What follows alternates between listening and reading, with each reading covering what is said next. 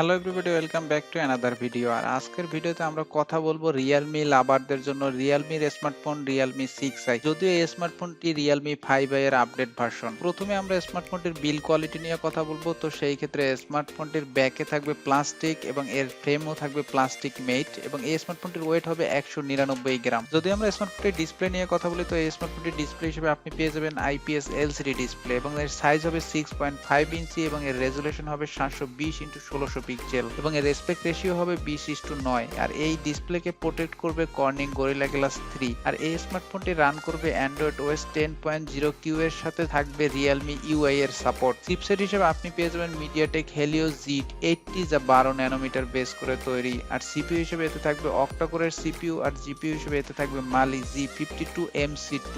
এবার আমরা কথা বলবো এই স্মার্টফোনটির স্টোরেজ নিয়ে। তো স্মার্টফোনটি পেয়ে যাবেন দুইটি ভেরিয়েন্টে, যার লো ভেরিয়েন্টে হবে 3GB 64GB এবং টপ ভেরিয়েন্টটি হবে 4GB 128GB। আর এতে থাকবে MicroSD কার্ড স্লট, যা ডেডিকেটেড স্লট। যদি আমরা স্মার্টফোনটির ক্যামেরা নিয়ে কথা বলি, তো সেই ক্ষেত্রে স্মার্টফোনটির ব্যাকে থাকবে কোয়াড ক্যামেরা সেটআপ, যার মূল ক্যামেরাটি হবে 48 মেগাপিক্সেলের ওয়াইড অ্যাঙ্গেল লেন্স, যার অ্যাপারচার হবে 1.8। থাকবে 8 মেগাপিক্সেলের আলট্রা ওয়াইড লেন্স, যার অ্যাপারচার 2.3, এবং 2 মেগাপিক্সেলের ম্যাক্রো লেন্স, যার অ্যাপারচার 2.4, 2 মেগাপিক্সেলের ডেপথ সেন্সর, যার অ্যাপারচার 2.4। সেলফি ক্যামেরা হিসেবে এই স্মার্টফোনটিতে আপনি পেয়ে যাবেন 16 মেগাপিক্সেলের ওয়াইড অ্যাঙ্গেল লেন্স যুক্ত সেলফি ক্যামেরা, যার অ্যাপারচার হবে 2.0। তাছাড়া স্মার্টফোনটিতে থাকবে loud speaker 3.5mm, audio jack, WLAN, Bluetooth, GPS, FM radio. আর ফিঙ্গারপ্রিন্ট সেন্সর হিসেবে স্মার্টফোনটিতে থাকবে রেয়ার মাউন্টেড ফিঙ্গারপ্রিন্ট সেন্সর। যদি স্মার্টফোনটির ব্যাটারি নিয়ে কথা বলি, তো সেই ক্ষেত্রে স্মার্টফোনটিতে ব্যাটারি হিসেবে আপনি পেয়ে যাবেন 5000 মিলি অ্যাম্পিয়ারের ব্যাটারি। আর এই ব্যাটারিকে চার্জ করার জন্য আপনি বক্সের সাথে পেয়ে যাবেন 18 ওয়াটের ফাস্ট চার্জার। তাছাড়া এতে ইউএসবি হিসেবে পেয়ে যাবেন 2.0 টাইপ সি ইউএসবি পোর্ট। সবশেষে আমরা কথা বলবো এই স্মার্টফোনটির প্রাইস নিয়ে। তো বন্ধুরা, এই স্মার্টফোনটির প্রাইস হচ্ছে ডলারে